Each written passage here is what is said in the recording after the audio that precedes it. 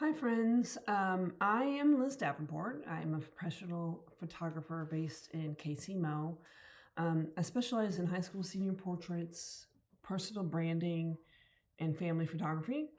And one of my favorite locations to shoot and most requested locations is the forest, like deep in the woods. But if you've ever shot under a canopy of trees, you know that you get that dreaded green skin tone. And we obviously love the greens of the forest. We love the greens of the trees, the shrubbery, the undergrowth, but they do bounce onto the skin, and suddenly our clients are looking like they spent, the day under fluorescent lights instead of natural sunlight.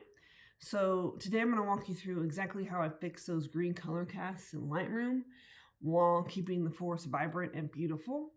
I'm currently using Adobe Photoshop Lightroom Classic CC. So the first thing I want to do here, because this is obviously underexposed, I'm going to bring up the exposure so we can at least get closer to the right exposure for her skin. Now, she's wearing a dress that has white cream stripes in it. So to white balance right away, I'm going to click on hopefully one of the whiter portions. Now this gives me a place to start. I white balance from skin, and for a skin tone, a good ratio for skin tone is 75 red, 65 green, 55 blue. And her face is going to be pretty close. It's not going to be perfect, but let's go. Oh, it's pretty dang close to perfect. It's 75, pretty close to 65, pretty close to 55. So I'm going to leave her face alone for right now. But you can definitely see that her arms and her legs have gotten the color cast because they're in the shadow. This is a dappled light image. I wanted to show you, what sunlight looks like and then the shadows look like.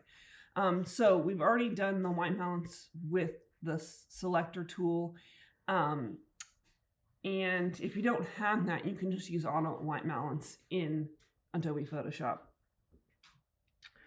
So now we're going to target the greens with the HSL panel. I'm going to go first to the hue. Okay, so we have greens. I'm going to push the green slightly towards yellow.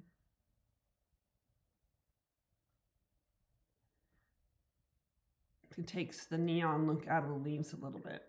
And now I'm going to drop the saturation just a little bit. And then I'm going to up the luminance a little bit.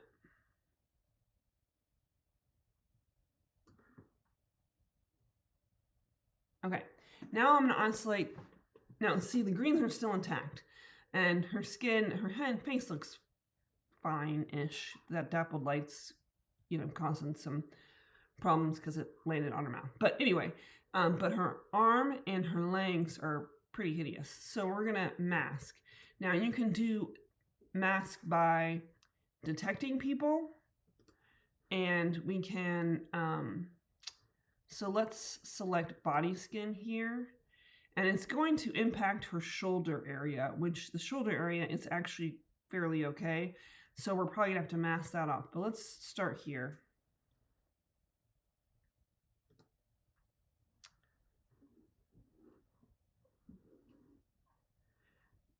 Now I'll shift the tint slightly towards magenta.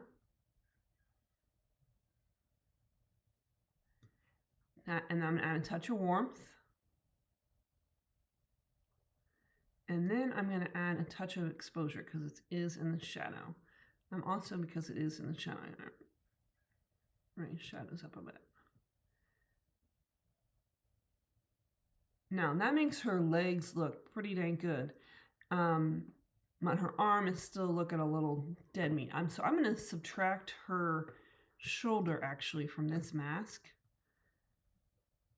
So there's not so much of a contrast between it.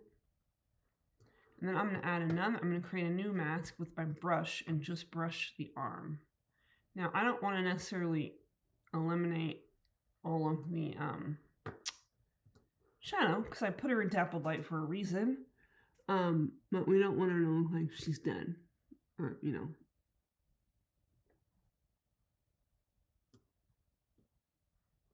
Has a gangrene arm.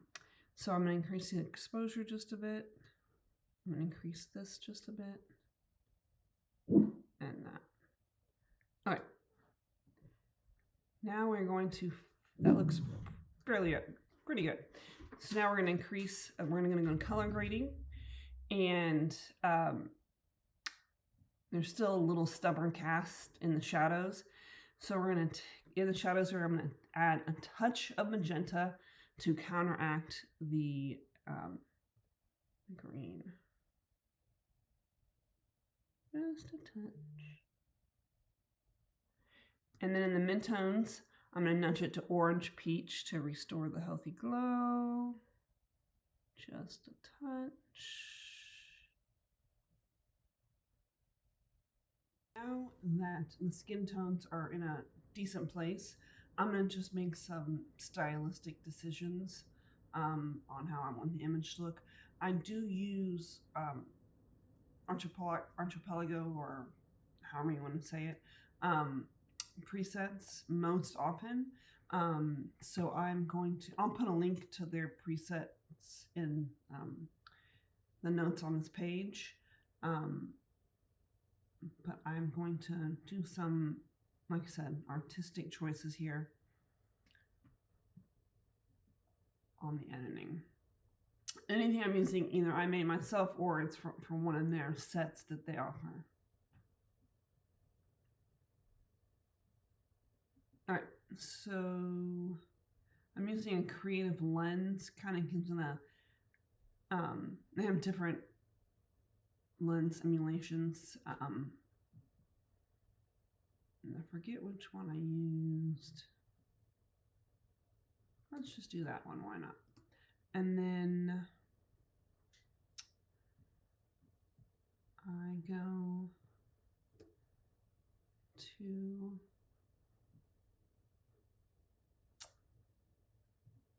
their portrait. It's called AI Portrait Toolset. I'm just going to do a brush on a skin brush.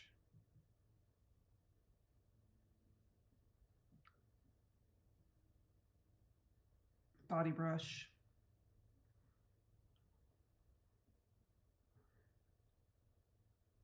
I define the eyes.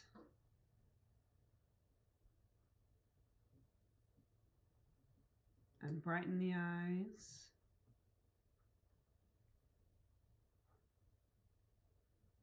And then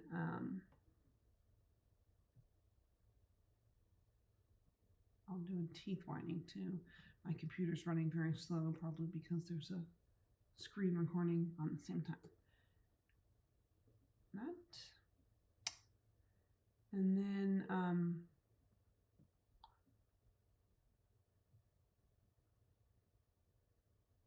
I think when I edited this gallery, I used one of their Quest presets. I think it was probably that one. Oh, nope, not wanted in that.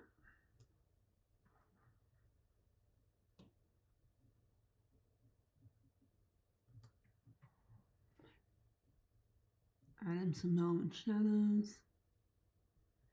And now I'm going to increase the exposure just a little bit. She still feels kind of...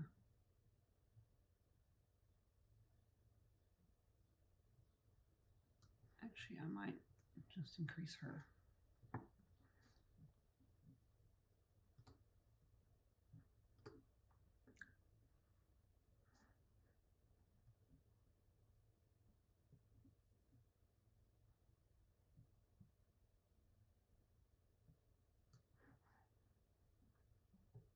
Oh, that's way too bright. Jeez.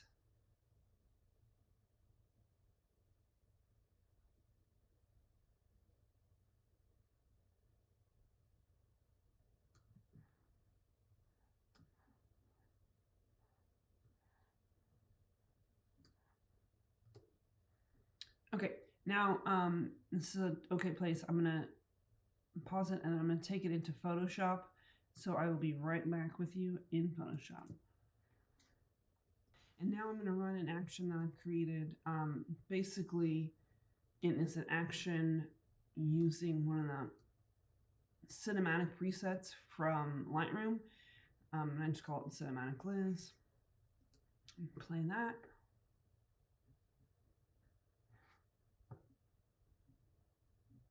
I like a little cinematic touch to my images. So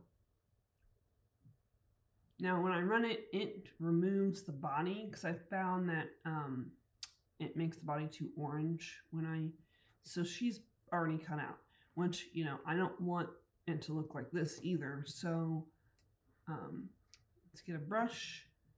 I'm about 43%. I'm just gonna fill her in so she's got a little bit of the coloring from the action, and then I'm gonna reduce this by 50.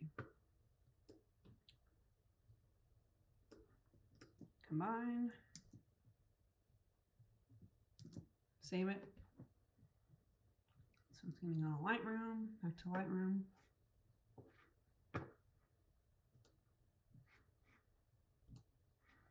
Now that it's in Lightroom, it's a new file. And so in Photoshop, I am gonna then just do this is just kind of the way I finish my photos. Oh, that's the wrong one.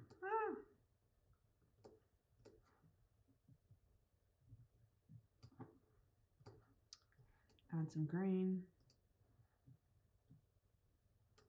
And we're done. And so this is the finished piece, and this is basically what it looked like from the beginning. Boom. Boom. All right, thanks for following along.